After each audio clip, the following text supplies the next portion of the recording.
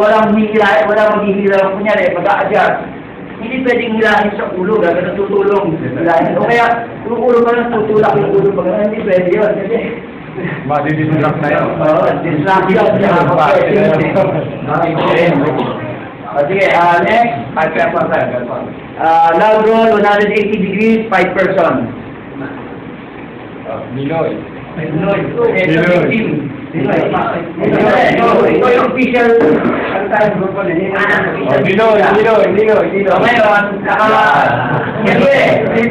siyempre pag-aani ka ng aksidente, hindi naman yung ma-expect mo pag nabangga ng kotse, nakagano'n siya, di ba? Hindi pwede yun. So, malamang nakaganyan yung sura niya.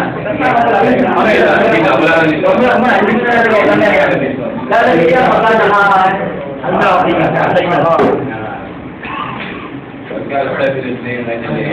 remember, hindi mo pwede ilagay yung cervical collar kapag nakaganon.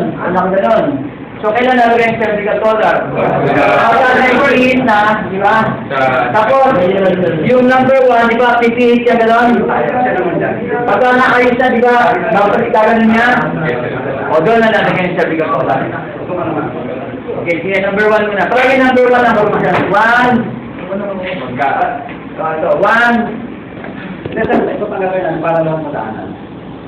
Kasi galing na ako dito galing na siya. Hindi, ano muna? Group number na. Number 2.